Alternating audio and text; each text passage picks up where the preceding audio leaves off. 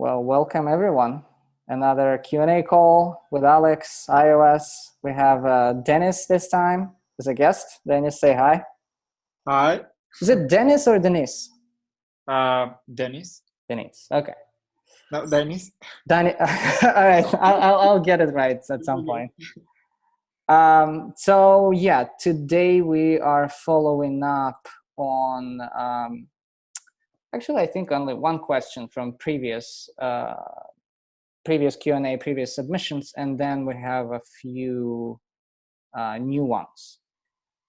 So previous one was from Bertrand. Also don't know how to pronounce it. But basically he's asking, he says, I'm an iOS engineer with 2 years of experience, and I'm currently working in the US. I've been struggling to find a job opportunity or pass coding interviews. Not like I haven't studied hard, I consumed a lot of online materials and books, which include, but it's sort of not working out. What would you recommend to someone like me? So I would say 2 years, 2+ years, as he says. It's like this crossing the chasm tipping point between, you really struggle as a junior and no one wants to hire you, at least in the US. And, you have too many opportunities to even reply to every email that you get and messages that you get in LinkedIn. So I would say if you're not sort of really in a rush and need a job right now, just wait for one more year. It will change. And another advice, well, practice, right? Even though it seems like it's not working out right now and you interview and it's hard to pass, but still, I bet you're way better now. Let's say you started 3 months ago, you're way better now at interviewing than you were before, right? Just keep at it. I guess I don't have sort of specific particular advice because I don't, if I interview you, then I'll know what exactly is lacking, right? But it also depends on the position though. Some companies need very experienced people or a particular skill set. I don't know, AV foundation. And like I myself don't know almost anything about it. So I wouldn't be hired either, right? Things like that. But yeah, just keep at it and keep in mind that there are two very distinct and not much related to each other coding sort of interview related things, which is algorithms and iOS interview knowledge base. So essentially be prepped for both.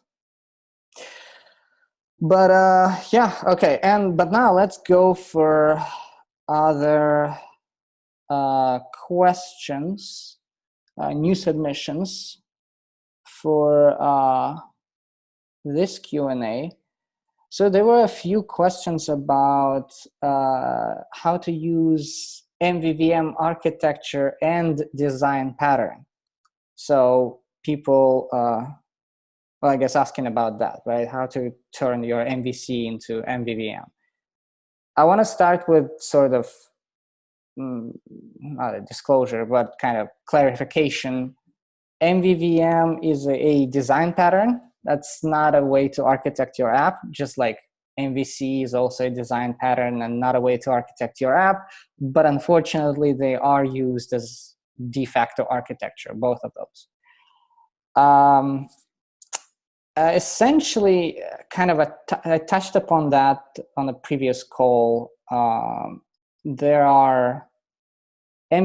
is a very, maybe misunderstood even, design pattern where there are various ways and multiple ways to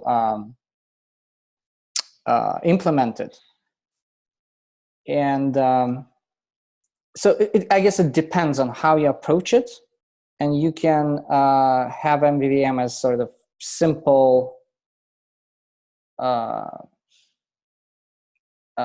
data transfer object, or you can have it as almost like a presenter where it has business logic and it effectively controls a lot of business logic and application flow. So those are the two extremes. But in general, I would recommend starting with having Mvvm view models as simple data transfer objects, and you just move your data related stuff from your view controllers to them. And that way you already make your view controllers sort of slimmer and more lightweight. And that's the first step into kind of getting into Mvvm. Then add formatting to them. Like, let's say, you get user name or user's first name and last name and as a data model object, but what you want to display is a full name, one string, right? Or maybe I don't know, full name in brackets or something like that. So that formatting of like how to actually display, in what format to display the model data, you could do it in your view models. So that would be a next sort of iteration, and adding complexity to, or moving complexity from your view controller to view models. And then as you progress, you kind of move more things there. Yeah, but let's move on to several questions actually. Denise, I think they're from you, if I'm not mistaken, about storyboards and merge conflicts. So could you clarify a bit more? What are you asking about? Yeah, so can you hear me? Mm-hmm. All right. So my first question was about the approaches to actually define the UI as a developer. Either because you can do it with storyboards or zip files, so using the interface builder, or you can do it programmatically. Either like with the help of other helper methods that you use as extension for Foundation or UI kit, in order to be easy to set up a view with simple commands. But mostly, my question is like, what are the benefits, or what have you encountered to be the benefits and the negative effects of one method versus the other? Okay, just to read. Yeah, because in my opinion, Apple, like, I still don't see which direction a developer should follow to actually make a UI. So are you asking about Storyboards UI versus Programmatic UI? Or, yeah. Okay. This is going to be a controversial answer, because I know a lot of people in our community don't share the same opinion as I do, but it's partially an opinion and partially observation of doing it sort of over the years and in many different companies, small and big size. So roughly speaking, if you're small size and you are in the beginning of your project stage, storyboards, faster, easier, just go for that. And like all the Apple bells and whistles supported. Basically, yeah, you would, when you're small, just go for story. All right, depends, but in general, go for storyboards, easier, faster, until the point where your UI is so complex and customized that it's actually not feasible, which in my opinion kind of in real world happens soon enough. But the other even bigger reason to go programmatic, and you will go programmatic UI when you scale, and meaning your team size. So at some point, in my experience, above 5-10 people on your team, the storyboards become unscalable. Too many people edit the same file or files, storyboard files. Even if there are ways to sort of gradually work around it, you break it down, one monolith storyboard, into multiple smaller storyboard files. That helps, but also ultimately fails, and you would want to go for programmatic UI, essentially. Yeah. That is a very clear, it's decoupled, contained pieces of code dedicated to UI and only specific spots, and it's easy to code review, see changes, see fix things or roll things back if something went wrong. That's like the huge one too. And no one, since those UI code chunks compartmentalized ideally, I mean, you can also have a mess in your programmatic code, but it's easier to compartmentalize them. There is a less chance you will override each other's stuff and have merge conflicts. And Apple, as far as I know, actually does not officially sort of, I don't think they at all support and Programmatic UI. They kind of say, oh yeah, that's an option, but use Storyboard. In a way, there's sort of two sides to it from Apple's perspective. They cater to 80% case, which is beginners, smaller apps. And also they want the control. If everyone, from their perspective, if everyone's using Storyboards, they later then, when they change system stuff, then it's enforced on everyone, or the change is for free for everyone, and then the whole system, the ecosystem itself benefits, right, of apps. Yeah. But in reality, when you're big, right, when you're building big scale apps, that just doesn't work. You need your own things, and you'll have probably resources to update your UI to cater for whatever Apple changed with new iOS release. Yeah. So essentially, yeah. And I remember you were asking like any tips on how to resolve conflicts. Actually, no. The only tip is don't even use it. It's so hard. That's such a pain in the ass. Yeah, I can imagine. Yeah. What else? Do you want me to go to another question that I wrote? Yeah, let's go for it. Okay, yeah. So what ways do you know to find the retain cycles in an iOS project in a specific domain? So let's say a specific ViewController flow, where you have maybe in the login or in the onboarding or in the payment flow, like to find these retain cycles that and maybe how would you fix them? Like how do you actually debug for it, and how would you fix it? Because it's a bit of a thing that I think, if I'm not mistaken, Xcode or Instruments has something to detect retain cycles, not leaks for sure, but also retain cycles. I don't think I ever used it since Arc days. So when we back in the day when we had manual retain count, it would be sort of more useful. But since so why then, don't you use them right now? I just so rare, to be honest. Typically, the way retain cycles would be caught and noticed and traced is usually just look at your properties list, right? And eventually at some point, two things reference each other, right? But if you're approaching your development with like dependency injection perspective, right? Then all the dependency injection, I guess, that's a way, maybe that's a way to avoid it.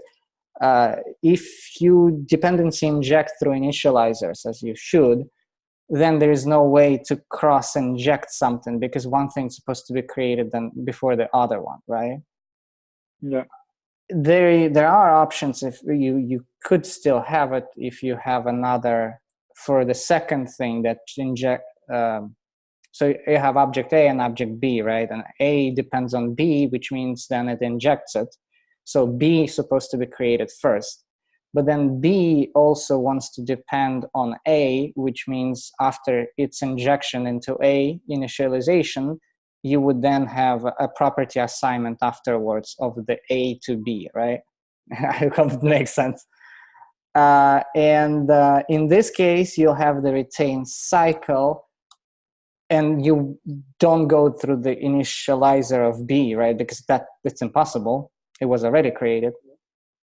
But then there's your sign. Oh, you have some property that's assigned outside of an initializer. Pay attention. And likely you want to have it as a weak, right?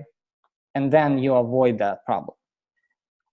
But other than that, yeah, I think there is a retain checker of some kind in instruments. It's been ages since I used it. I don't even remember if it's around. And about the cycles count, like if you want to really make sure that when you actually dispatch a ViewController, that it actually is like it's gone, instead of being attached to maybe something that has been fired in the background and maybe I don't know, it's still alive. I'm not sure if it happens, because I still have a hard time to figure out like what's going on. So think about it this way. You're how do I put it?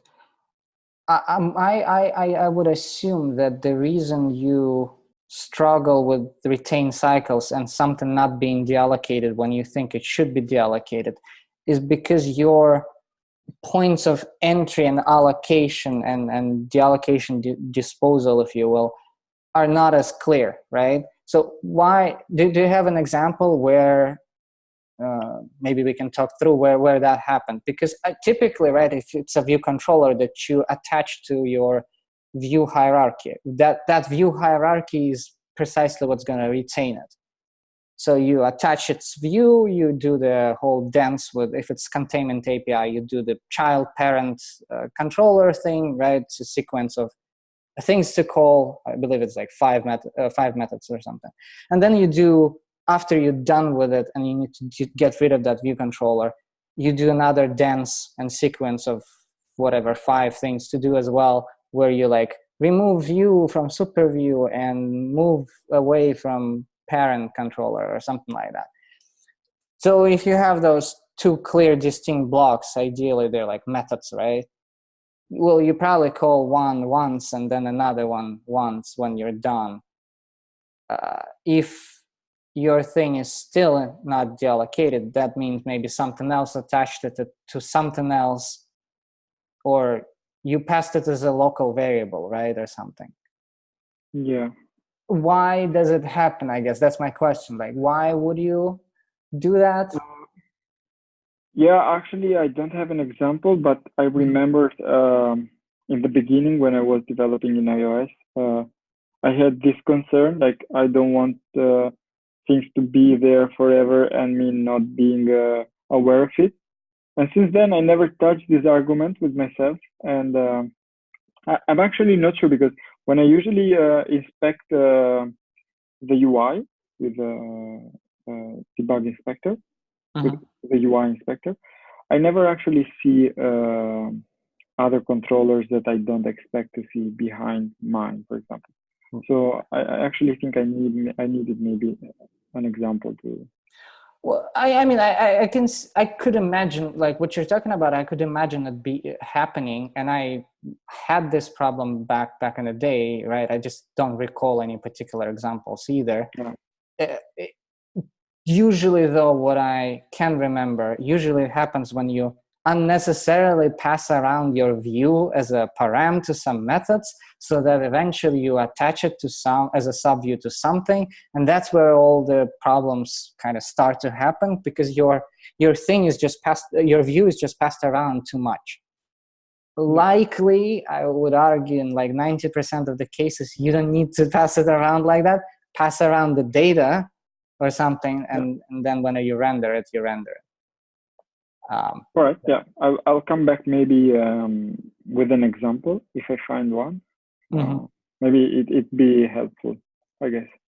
Right. No, definitely. Actually, yeah, that's something you and I we chatted on in LinkedIn or something, or via email about it. Maybe for next call,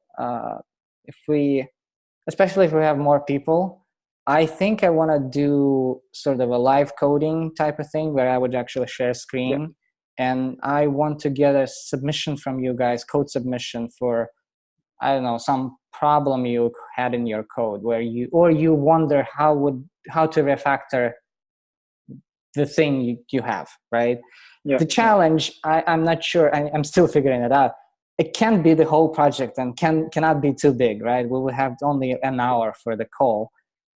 So we'll see, but I'll leave a link in description to this video on YouTube, so or you guys can email me and with your submissions, and yeah, just let me know what do you want to do there, refactor or change. Yeah. Taking into consideration the time. Maybe you'll find the retain cycle thing. Who knows? Yeah. I hope no. Right. Yeah. I think you had another question about I have other. Yeah.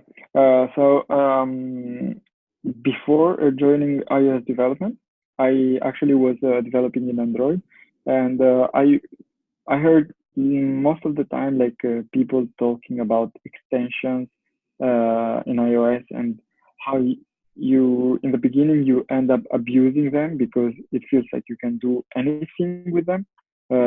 Like maybe sometimes you don't even need to follow the solid principles because you feel like with an extension here and another there and another there, yeah, I'm done. Like I feel complete.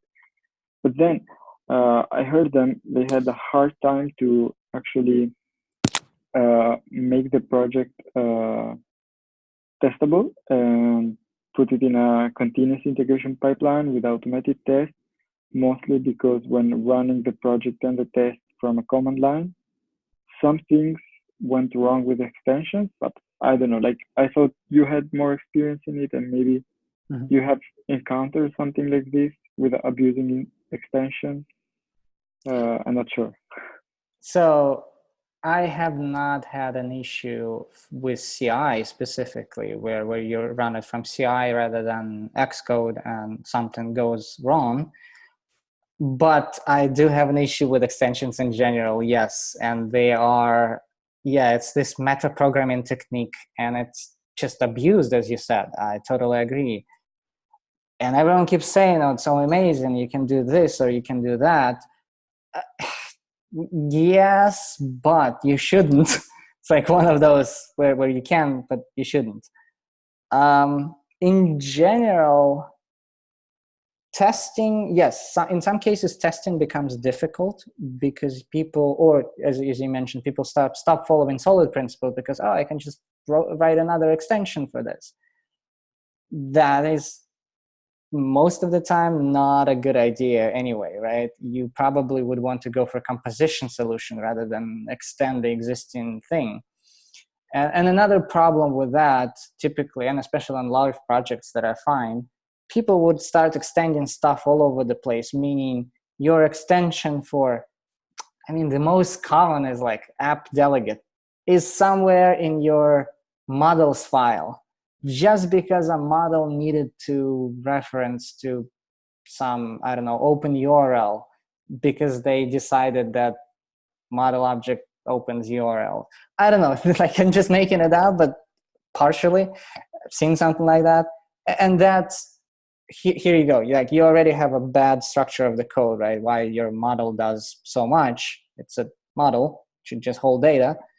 And then now you tap in, you're extending an app delegate, which is a glorified God singleton for your application with some other stuff to help out. It's awful, and there's no way to test it. The only good use case, in my opinion, for, and again, people will argue with me, in my opinion, it's protocol and default implementation. Although it's on the edge as well, because there are problems with it. And specifically when you override things and some things don't get overridden, or the call chain of the overridden versus the default implementation.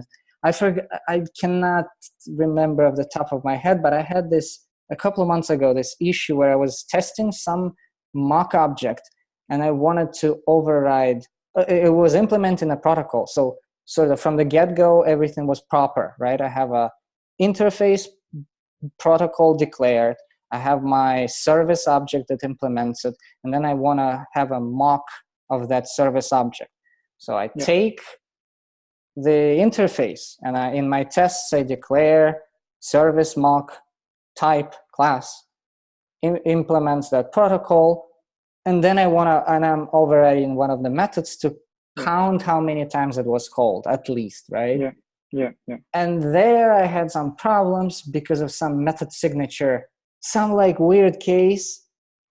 Again, I don't remember exactly, where it was supposed to call my override, but it wouldn't, and it would call the default, and I got screwed completely.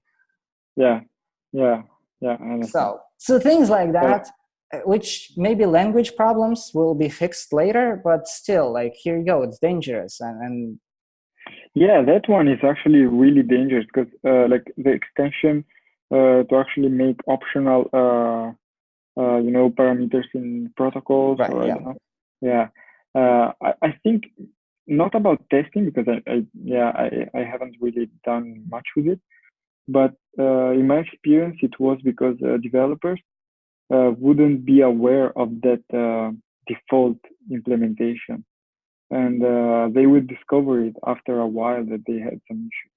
right, So I don't know, like it wasn't clear for me. Do you think it was a good example or a bad example? Because it looked like a bad. I mean, so, like having default implementation, you mean, in general? Yeah, like abusing extensions with this kind of. I personally agree, yes. I don't think it's, if you declare an interface, you declare a goddamn interface, it doesn't do anything. It's you cannot initialize it, uninitializable, right? So if you want to have an abstract class with default behavior that's supposed to be subclassed, you declare an abstract class with default behavior, right? Yeah, that's true. And it will, if you want to have a protocol, it will implement the protocol. But you don't make protocols implement anything or have default behavior. It's just too much, right? And again, those issues arise, and then you don't even know that it does something by default sometimes. Yeah, that's true. Totally agree. And what do you think? Like, it's a like some good usage of actually extensions? Maybe I don't know, organizing code by common protocol, or this is such a style. So yeah, people use it for that. To be honest, I'm on the extreme here. I am very much against. I think extensions should be removed from the language. But the reason, besides what we just talked about, I worked with Ruby throughout my career, quite a lot at some point, and they have it even more powerful than that. They have module system where you can extend everything. Like we cannot do variable properties, for example, right? There's like at least that limitation. So you cannot overload your thing too much. In Ruby, you can do all of it and even more. And you can have a diamond problem where two things sort of have colliding naming and things like that. So yeah, this is why I'm like, no, let's not, because since we have extensions, probably people will keep asking for developers of Swift to like give us even more in extensions, and eventually we'll have like crazy meta programming stuff. Please. Yeah, because like how do you, like a developer, if you have like a lot of you are in a project and you have like a lot of extension to do small things, maybe small UI, maybe just put 3 lines of code in 1 line call, this kind of extension, maybe to make it easier to do UI programmatically. But then as a developer coming into this project, how do you know all these methods? Like, how do you see them? So yeah, this is what my co-host Andrew argues every time when we talk about this. His argument is that, oh, but Alex, I can have these little extensions on UIKit and other things where it's like so handy and convenient, and I'm like so much more productive now, right? Or like even on foundation stuff like string and integer, right? It's true, yeah.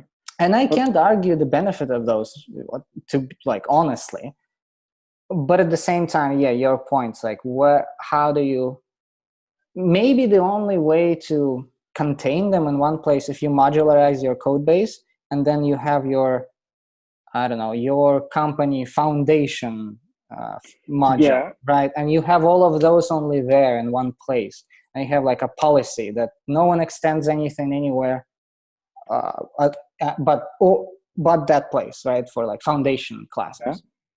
Yeah. But then as a developer, how are you, like a new developer in this project, you still, I think, are not aware of all these convenient methods that the previous developers have developed for their daily uses, and you don't know any of them, and you start just writing everything from scratch because you actually are unaware of the thousands of extensions they made. I don't know, like to me it seems like this. Oh yeah, true. I think that specific problem is actually in general knowledge of the code base, right? I mean, I just joined a new company and a new team, and that's a challenge. I constantly in chat, I keep asking people like, "Hey guys, I'm doing this networking call. Is there anything already that does it for me? Because I'm like implementing boilerplate." And sometimes they say, "Yes, go there and see how we've done it here," or or there's like a library on top of it that's already does it, or they say no, it's just whatever. If you want to make it a thing, make it a thing, or just re-implement.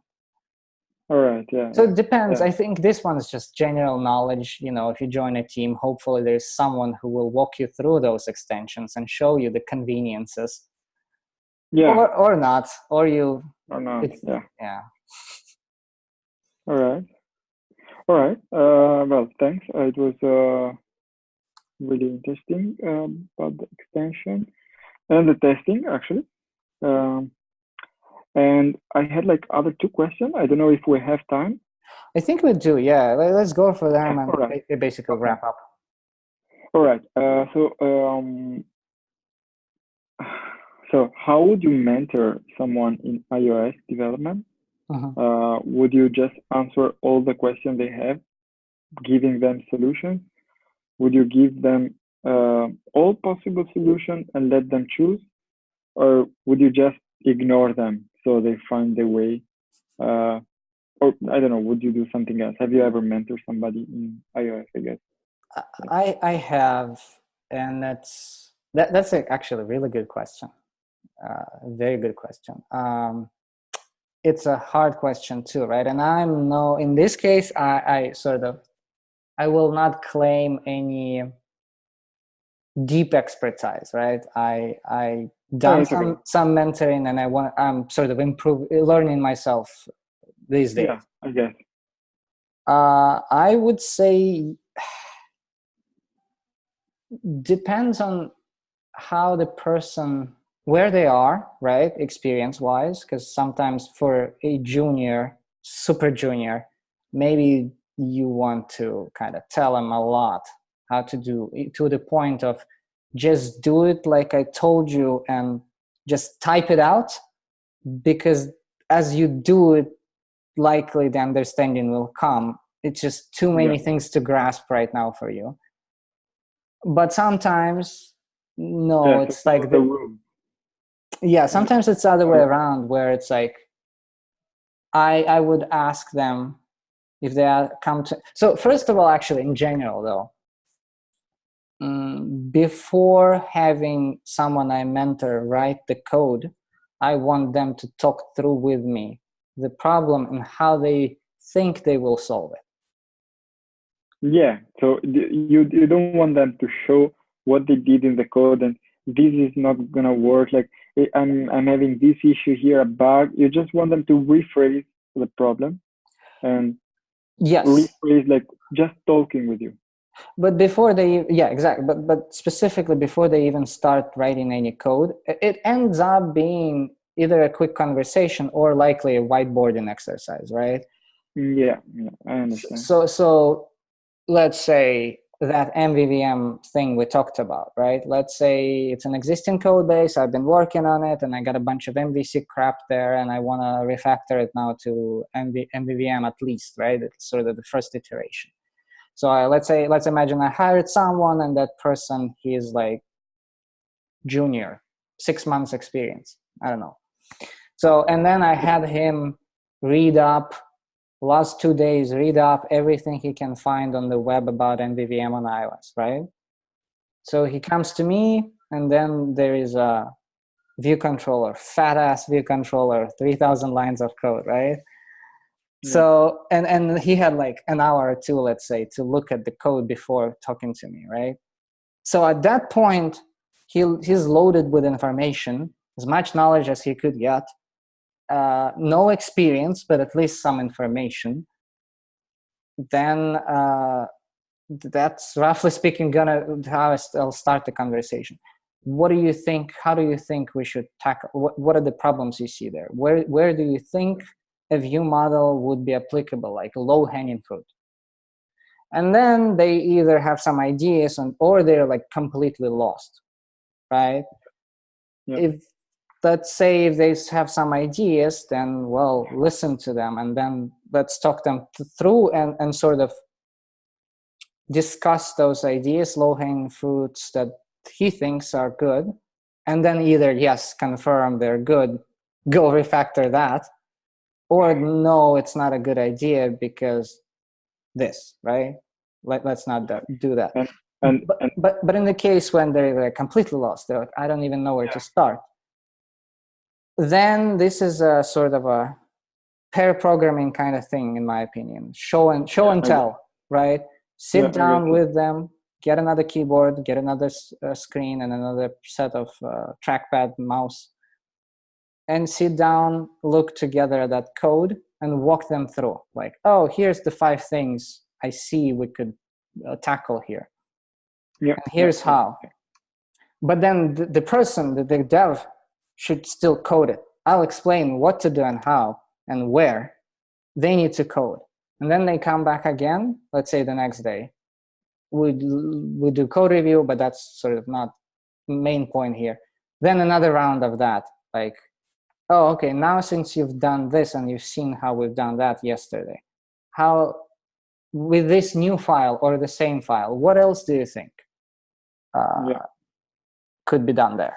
So something like that, right?